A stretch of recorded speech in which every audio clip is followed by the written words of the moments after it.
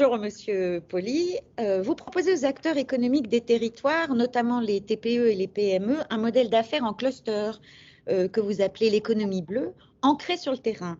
Vous démontrez son efficacité par la démultiplication d'initiatives et de projets à valeur ajoutée que vous inspirez au niveau des clusters et des territoires. Parlez-nous de ce modèle d'affaires et comment déclencher le processus économie bleue sur un territoire. Alors avant tout, merci de me voir sur votre scène, sur votre tribune. Je vous remercie beaucoup. Moi, je crois qu'il est très important qu'on se mette clairement dans la tête, il faut changer le modèle économique. Il faut changer. Pas seulement changer, il faut transformer. Il faut avoir une transition fondamentale. Et bien entendu, on a quand même formé des millions de MBA, des Master of Business Administration, qui sont tous quand même formés de penser de même manière. Et la même manière, c'est simple. Il faut produire meilleur marché que les concurrents. Et si vous n'êtes pas le meilleur marché, eh bien, vous devez faire une analyse comment vous pourriez quand même limiter les frais, matières premières, personnel, et il faut tricher. C'est ça ce qui me dérange beaucoup. Il faut tricher parce que si vous ne trichez pas sur le social, c'est-à-dire produire à Bangladesh, si vous ne trichez pas sur l'environnemental, c'est surtout pas de régénérer de la forêt tropicale humide. Et si vous ne trichez pas sur le fiscal, sur la fiscalité, eh bien, vous n'arrivez jamais à faire la concurrence contre les Chinois et les Brésiliens. C'est dans cette optique-là que je me suis dit, c'est pas juste. Ça veut dire que nous sommes des pays en voie de sous-développement.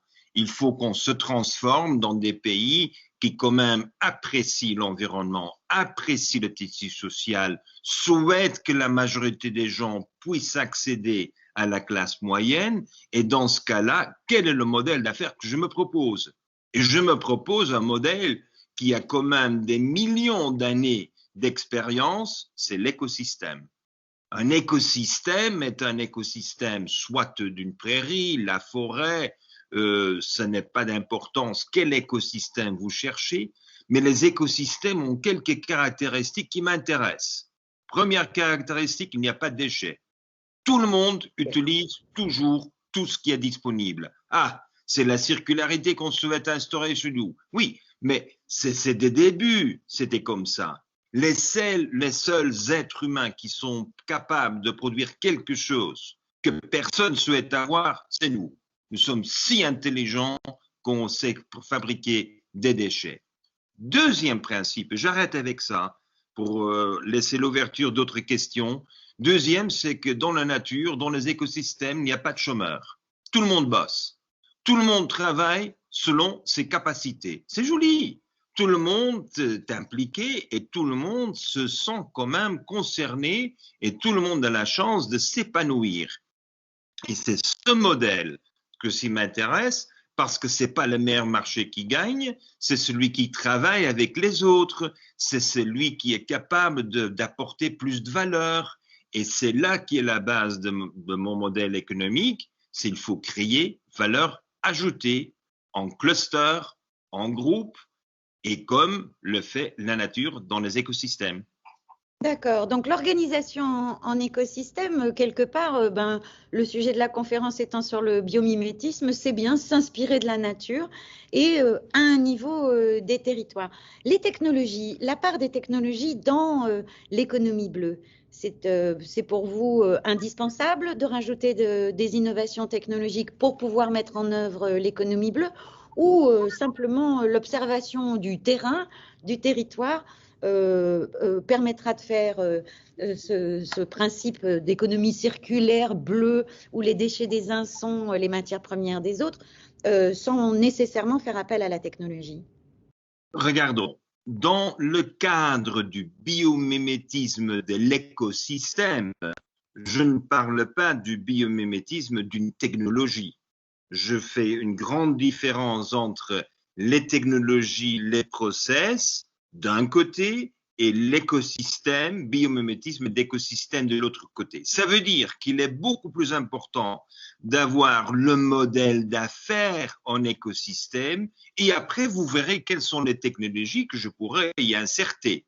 Je vous donne un cas concret. Nous sommes en train de travailler sur les plastiques. Comment est-ce qu'on élimine les plastiques de tous nos rivières, des lacs et des mers et des océans? Alors, soyons clairs, quel est le système le plus efficace d'élimination de CO2 de tous les corps des êtres vivants qui respirent? Ce sont les poumons. Alors, on s'est penché sur le fonctionnement des poumons, c'est le biomimétisme pur. On a vu que les poumons, ce sont 500 millions de petites mousses qui sont connectées avec des milliards de capillaires. Et quand ils passent un peu de sang avec le CO2, eh bien, on va isoler et enlever et respirer ce CO2. Alors, moi, j'ai posé la question aux scientifiques, pourriez-vous faire la même chose avec les nanoparticules de plastique dans l'eau de mer? Ils ont dit, professeur, nous sommes bien dans la biomédecine, nous ne sommes pas dans la biorémédiation, mais si vous le voulez, on regarde. On a regardé ensemble, et bien 3 mois après, ils ont dit, mais c'est facile, c'est beaucoup plus facile d'enlever, d'isoler et d'enlever, utilisant le biomimétisme des poumons, le système de l'élimination de CO2, c'est beaucoup plus facile de le faire avec les nanoparticules plastiques qu'avec le CO2. Mais les poumons, quelle est leur capacité? Parce que je suis économiste quand même, je veux faire quelques calculs. Eh bien, la capacité totale de nos poumons qu'on n'utilise pas du tout aujourd'hui parce que la nature travaille toujours en abondance, il y a trop de tout le temps, eh bien, nos poumons serions capables d'enlever 1000 litres de sang. Ils sont capables d'enlever tout le CO2 en 1 seconde. Alors, quand j'ai vu cette productivité quand même incroyable de la nature, de nos poumons, de vos poumons, de les poumons de tout le monde, je me suis dit, alors là, j'ai encore une fois la preuve que la nature a des solutions. Dans le fameux magazine Nature Magazine, Oui. on a publié la lettre des scientifiques pour dire il faut arrêter avec les plastiques parce qu'on ne sait plus jamais récupérer les nanoparticules. Et je leur dis, excusez-moi, le fatalisme ne m'intéresse pas. Ce qui m'intéresse, c'est d'avoir des solutions qui fonctionnent. Et si ce sont des solutions qui fonctionnent grâce à cette inspiration, le biomimétisme, dans ce cas-là, j'ai la preuve, pas du concept, mais même de l'opération. C'est-à-dire, c'est opérationnel. Et s'il y a quelqu'un qui doute que les poumons fonctionnent, ben voilà, ils respirent quelques minutes et ils se vont rendre compte que c'est vrai. Alors du coup, si vous aviez un conseil, une action pour déclencher l'appel à l'inspiration de la nature, au biomimétisme pour modifier vos modèles d'affaires et créer un écosystème d'affaires de valeur ajoutée, qu'est-ce que vous diriez à des entrepreneurs et des acteurs de l'innovation sur par quoi commencer et un conseil à retenir? Mais mon conseil n'est pas seulement pour les entrepreneurs et les chefs d'entreprise, c'est pour tout le monde. Le moment le plus important, c'est le matin quand vous ouvrez vos yeux. À ce moment-là, vous refusez de regarder votre téléphone, vous ne regardez pas votre GSM ni votre smartphone, mais vous regardez l'horizon.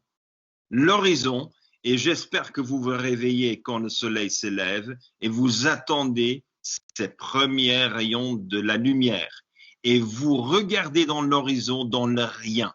Et c'est quand vous êtes dans le rien, vous vous rappelez que la nature dépend du soleil et de lumière. Et c'est grâce à ça que tout a déclenché. N'oublions pas que dans Genèse, ce fameux livre qui fut écrit il y a quelques milliers d'années, les premiers mots de Dieu, c'était que la lumière fut. Eh bien, regardez tous les matins la lumière et vous vous rendriez compte que le Facebook a aucune importance, que le Twitter, ni les nouvelles, ni les discours du président de la République ont une importance. Ce que nous avons besoin, c'est de créer un peu de vide dans notre tête de tous les problèmes que nous connaissons et vous